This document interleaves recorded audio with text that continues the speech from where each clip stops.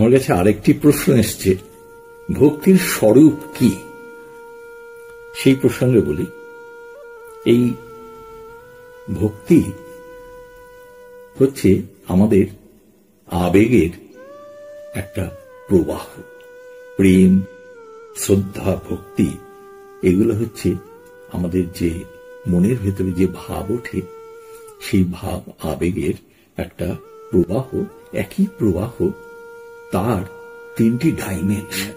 ভক্তি সম্পর্কে গীতাতে ভগবান শ্রীকৃষ্ণ অনেক কথা বলেছেন। একটা পুরো চ্যাপ্টার আছে ভক্তি যোগের উপরে, দ্বাদশ অধ্যায়।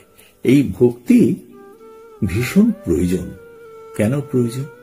কারণ ভক্তির দ্বারা আমরা ঊর্ধ্বতন কিছু আমরা গ্রহণ করতে পারি, আমাদের রিসেপটিভিটি বেড়ে যায়। তো ভক্তির জন্য কি দরকার? দরকার হলো শরণাগতি, অর্থাৎ ইগো যেন না থাকে। সেই শরণাগতি ছাড়া ভক্তি হয় না। ভক্তি কার প্রতি আমরা করি? অত্যন্ত শ্রদ্ধেয় কোনো ব্যক্তির প্রতি, শ্রদ্ধার মতো কোনো আদর্শের প্রতি, ঈশ্বরের প্রতি আমরা ভক্তি করি। কেন ভক্তি করি? যাতে সেই ঈশ্বরের গুণ, সেই শ্রদ্ধেয় ব্যক্তির গুণ বা কোনো শ্রদ্ধেয় আদর্শ আমার নিজের মধ্যে সঞ্চারিত হতে পারে। সেই সঞ্চারের জন্য এই ভক্তি হলো একটি ভাবপ্রবাহ। হ্যাঁ, সেই ভাবপ্রবাহটা ভীষণ আমাদের প্রয়োজন। ভক্তি কাউকে ইনস্ট্রাকশন দিয়ে করানো যায় না। আমি ভক্তি করতে চাই বললেই ভক্তি হয় না। পরিবেশ যখন সেই রকম সৃষ্টি হয়, মনের ভেতরে বিভিন্ন কারণে যখন এই অবস্থার সৃষ্টি হয়, তখন ভক্তি আপনি উৎসারিত হয়ে ওঠে। এই ভক্তি সম্পর্কে মুন্ডক উপনিষদে একটা কথা বলা হয়েছে যে সাধনা করে চেষ্টা করি সেই ঈশ্বরের প্রীতি করুণা লাভ করা যায় না। হ্যাঁ, ওখানে বলেছে নায়মাত্মা প্রবচনেন লভ্য ন মেধয়া ন বহুনা শ্রুতে।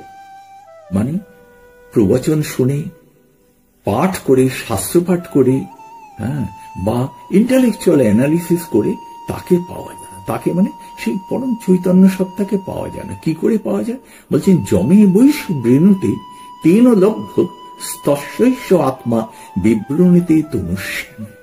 মানে যার প্রতি তিনি কারুণ্য প্রদান করেন, দয়া প্রদান করেন, দয়ালু হন, তাকে তিনি এইটা দেন। অর্থাৎ সেইখানে আবার ইনডাইরেক্টলি সেই ভক্তির কথা এসে গেল।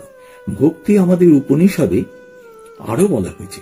শ্বেতাশ্বতর উপনিষদে ভক্তির কথা বলা হয়েছে যস্য দেবে পরা ভক্তির যথা দেবে তথা গুরু তস্যৈতে কথিতা হি অর্থা প্রকাশন্তে মহাত্মনঃ। মানে বলছেন যে সেই ভক্তি যেটা দেবতা এবং গুরুর প্রতি যদি সেই ভক্তি থাকে, তাহলে সেই ভক্তি মানে সেই গভীর ভক্তি, আন্তরিক শ্রদ্ধা এবং সমর্পণ, সেইটা যদি থাকে, তার কাছে সেই পরম চৈতন্য প্রকাশিত হয়।